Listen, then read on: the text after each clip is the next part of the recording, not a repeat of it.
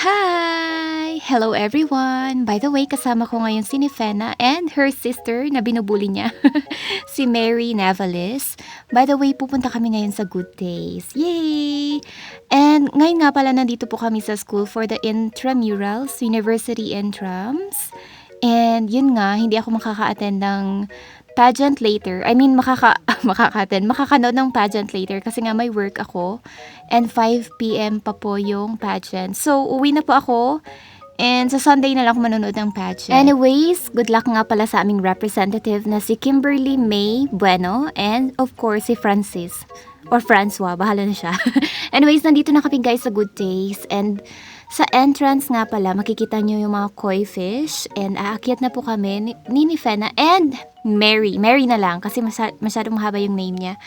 And dito nga pala kami sa Lapu-Lapu Street pa. Basta malapit lang po siya sa paradahan ng Honeymoon Road. And may 2 branches nga pala po yung Good Days. Isa sa Otex Street and isa po dito sa Lapu-Lapu Street. Ayun lang po, hindi ko lang sure if 24 hours na naka-open yung Good Days. Pero dito po sa Lapu-Lapu Street, I'm sure na hindi siya 24 hours.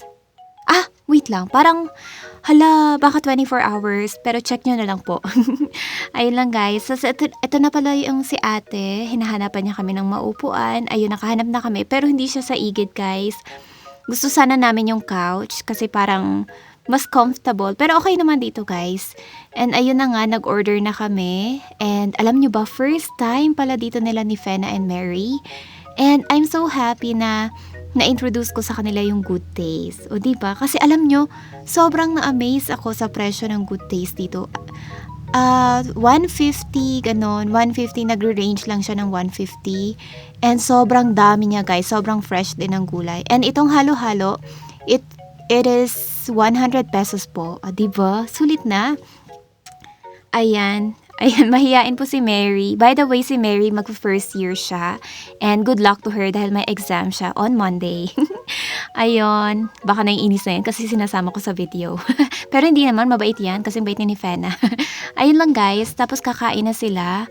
By the way, pag kumakain nga pala kami dito, hindi ko kaya yung may rice ka na saka may halo-halo. Parang, alam mo yung na-over pa?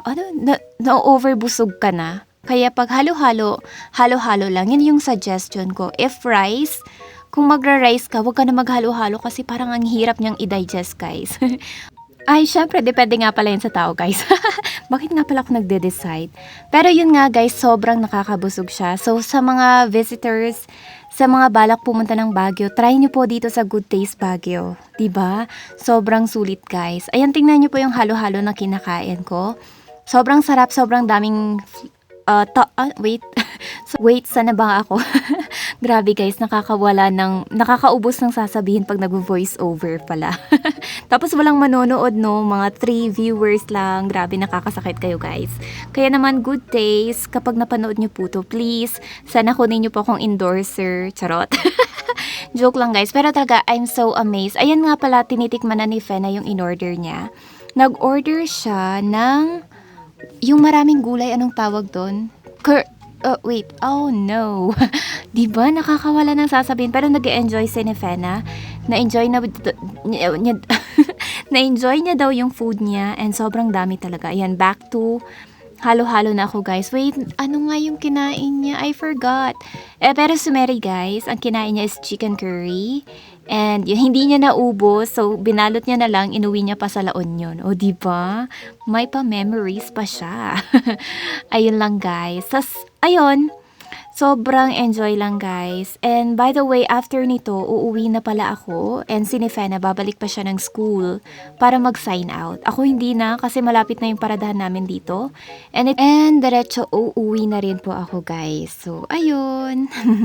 Ayun guys, pasensya na pala guys sa mga nanonood. Alam nyo, hindi pa rin kasi ako sanay mag-voice over ngayon. Bale, kinakabahan pa rin ako. Hindi ko alam ang sasabihin ko. Kaya sa mga naboboard, sorry. I hope ma-improve ko pa siya soon. Ayan, si Nifena naman guys, tinitry niyang ubusin. Kasi kumain to kanina sa school. Nag-lunch kami. And yun, busog na siya guys. Tingnan niyo yung tiyan niya.